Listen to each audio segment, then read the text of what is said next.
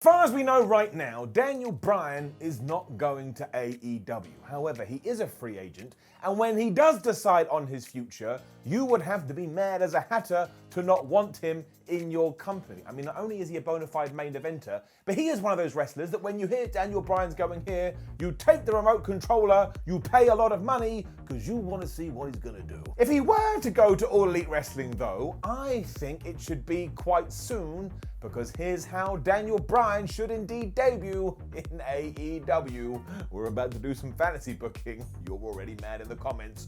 Let us go. Right, on May 30th, 2021, AEW is running its Double or Nothing pay-per-view, and on that card, we are getting the Casino Battle Royale. It's got the likes of Matt Hardy, Dustin Rhodes, Christian Cage, Jungle Boy, and a bunch of others. But as always, we also have the Joker Wildcard spot. And if we're going on the past, this will be a surprise. I mean, in 2019, it was Adam Page and Mercedes Martinez. In 2020, it was Matt Sydal. And we also had that spin-off Casino Ladder match, which also had a position like this. And out came Brian Cage. These are some pretty top-tier names and instantly recognizable to somebody like the AEW fan base. But like everything in life too, you can't keep going in the other direction. Now you've just got to get higher and higher and higher. So you better have a good old surprise up your ass. So I'm sure you can already see where this is going, but if it was Daniel Bryan who was going to fill that spot, not only would you absolutely melt down the internet, but if he did win, much as always, he would then get a coin, or whatever the hell you receive, that he could cash in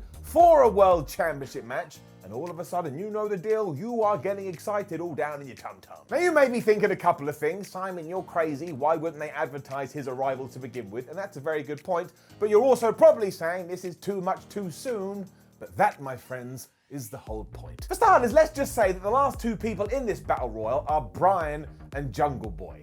There you've got a contest, even a mini one, that you never thought you'd ever see. And while yes, Jungle Boy will get a bigger rub by eliminating him, you're still gonna get something about tangling with the American Dragon. So even when he does grab the boy from the jungle and chucks him over the top rope, we will have memories that will last a lifetime. Anyway, Daniel does throw him out and Jungle Boy goes back to the woods or whatever he does. And then on the corresponding Dynamite, Daniel walks to the ring, he gets a microphone and said, "That's right, I've won this spangly new toy, and you better believe that I'm going to use it to right now secure a match against Kenny Omega for the AEW World title." Once again, the audience goes nuts. Reddit can't stop talking about it. Water will come out of our eyes. We are having a good old wrestling time. You can't just get to Omega these days though, because he's got a bunch of goons around him, but that's absolutely fine as well, because you can put the Good Brothers in his way, and then, well, Daniel Bryan could team with an Orange Cassidy, he could re-team with Jungle Boy, or just pick any of AEW's up-and-coming stars and put that in the position, or if you don't want to keep it main event heavy,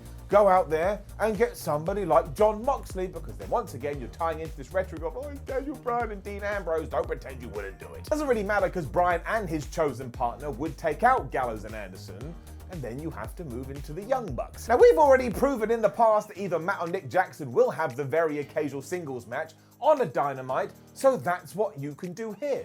Do you remember when Nick Jackson fought Rey Fenix and it's all we spoke about for weeks? Well, let's say we took Nick Jackson again and we put him against Daniel Bryan, and as you can see, we are just ticking matches off that's going to make us jump with joy. And even if you do it the other way and you do it with Matt Jackson, well, I still think you're ticking a massive box. That is not a euphemism. Every time I talk about boxes, people go, he's talking about his penis. No, I am not. The Yes Man ruins all of these guys though, because of course he does, and because we love him and we want his children, before heading into All Out 2021, which I presume will be in Chicago, where indeed he does stand toe-to-toe with the Cleaner. You're probably going to pull a mega buy rate for that one for obvious reasons, and in the interim, AEW has proved time and time again they can come up with little narratives and little story bits to keep it going so you don't get too far ahead of yourself.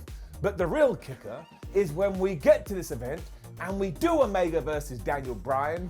If you can believe it, Daniel Bryan loses. Really, we should keep it to a single one-winged angel and then a 1-2-3, but if you want to involve shenanigans with the Elite, that will be fine.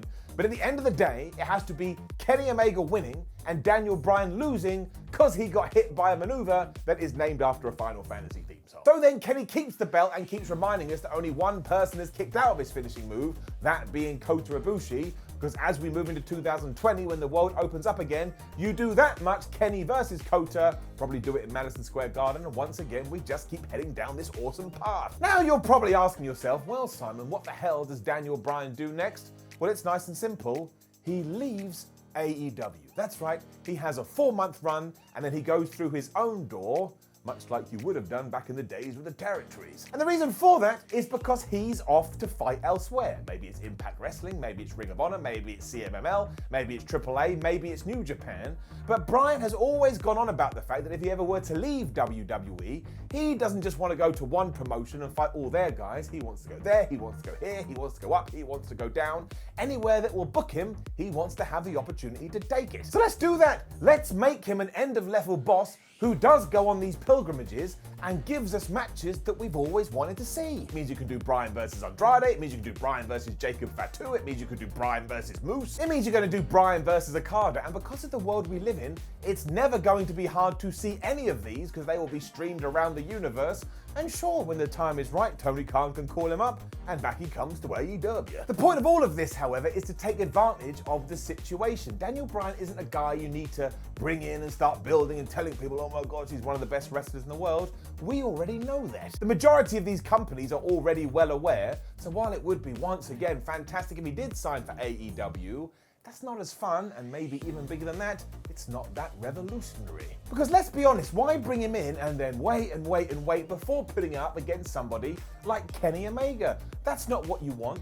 You want to see it, so let's just seize the day and get it done. Hell, if you want to put it on AEW Rampage, I could also understand that. It's a brand new show, you want to make sure people watch it, and you do that with big time matches. It would also establish this idea that the damn door is now open and some people are going to come and go as they please, and that's just going to leave you wanting more. Because if there's one thing that wrestling's very good at, is running things into the ground. Everybody also has a shelf life, and it stands to reason that even with this new hour of programming, AEW is still going to struggle a little bit to showcase their new stars. So bring the big boys in, increase your audience, but always make sure underneath the foundations bubbling away is a brand new bunch of wrestlers who have the potential to smash through. Plus, after we've had this big hoo-ha at the top of the card and Bryan does come back, you can do Bryan versus MJF. You can do Bryan versus Sammy Guevara. You can do Bryan versus Jungle Boy. You can do Bryan versus Luchasaurus. A dragon versus a dinosaur. Once again, where would you like me to put the money? I will shove it right there. Also, can you imagine if we did Daniel Bryan versus Rey Fenix? I've actually watched the whole thing convinced that somebody was going to die. The flexibility is there though, and if it does work and you are able to pull it off, not only have you changed the game, but you have also given the fans, you, me, and everybody else watching, exactly what we wanted. So yes, this was just me being a massive wrestling nerd and a massive wrestling fan, but we all do this. We get these ideas in our head, and we don't really think about them, and we just vomit them up. That's where we're about right now. Basically, I just want as many Daniel Bryan matches as I possibly can, and as we learn, the older that we get, the clock, it is ticking. I didn't mean to end it as terrifyingly as I just did, but with all that said, it's still true. Time is coming for us all. Now, don't forget to leave a comment below, and there's loads to talk about. If Daniel Bryan were to debut in AEW, what would you want to see him do? The best one wins a prize, which is just you hopefully knowing that I thought it was the best one. There is actually no prize. Like the video, share the video, and subscribe. Make sure you head over to whatculture.com where you can read wrestling articles. You can come say hello on social media. Make sure you do it like that. And you're on YouTube. You're here on What Culture Wrestling. Please kick another video. We always appreciate it. My name is Simon Miller. Thank you for watching me as always. And yes, I'm sure there's many holes in what I've just said, but I don't care. I'm not a real booker. I'm not a real creative force within the wrestling world. So I can come up with nonsense and it just ends there. It's why I'm so happy all the time. You have a great day and I'll see you on the next one.